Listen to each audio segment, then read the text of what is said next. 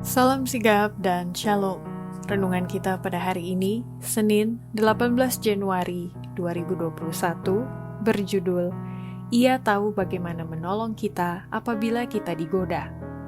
Ayat intinya terdapat di dalam Ibrani 2 ayat 18. Sebab oleh karena ia sendiri telah menderita karena pencobaan, maka ia dapat menolong mereka yang dicobai. Pena Inspirasi menjelaskan yang dimaksud dengan judul renungan kita pagi ini. Ia tahu bagaimana menolong kita apabila kita digoda, sehubungan dengan kita adalah putra-putri Allah, adalah sebagai berikut.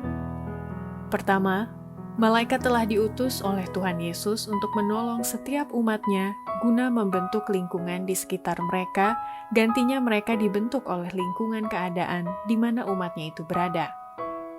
Ada kejahatan yang orang bisa kurangi, tetapi tidak pernah bisa menghilangkan. Ia harus mengatasi rintangan dan membentuk lingkungan sekitarnya, gantinya dibentuk oleh mereka. Ia mempunyai ruangan untuk menjalankan bakat-bakatnya untuk mendatangkan keteraturan dan keharmonisan dari kebingungan. Dalam pekerjaan ini, ia boleh mendapat bantuan ilahi jika ia memintanya.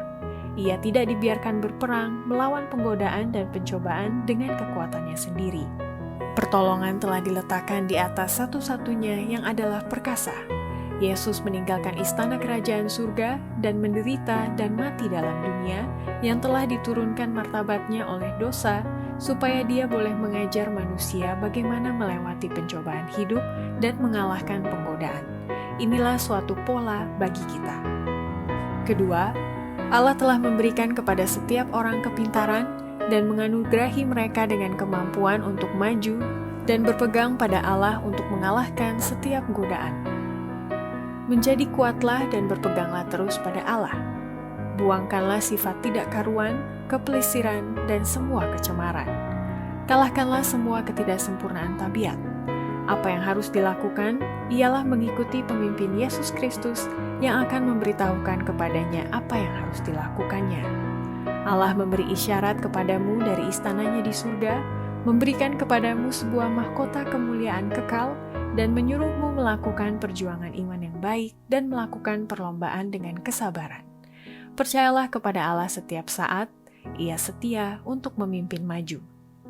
Ketiga, kata-kata Kristus akan kelihatan berkuasa bagi setiap orang yang selalu berjaga-jaga melawan musuh dan yang menjaga keseimbangan pengendalian diri dan kemurnian. Dan roh-roh jahat yang menggoda tidak akan mampu mempengaruhi karena putra-putri Allah jauh dari jangkauan musuh. Kita hidup dalam suasana sihir setan. Musuh akan menganyam serangan ketidakbermoralan di sekeliling setiap jiwa yang tidak dibarikade dengan kasih karunia Kristus. Pencobaan akan datang, tetapi jika kita berjaga-jaga melawan musuh dan menjaga keseimbangan pengendalian diri dan kemurnian, maka roh-roh yang menggoda tidak akan mempengaruhi kita. Mereka yang tidak melakukan apa-apa untuk mendorong pencobaan akan mempunyai kekuatan untuk menahannya bila mana pencobaan itu datang. Tetapi mereka yang terus berada dalam suasana jahat adalah salah mereka sendiri jika mereka dikalahkan dan jatuh dari kesetiaan mereka.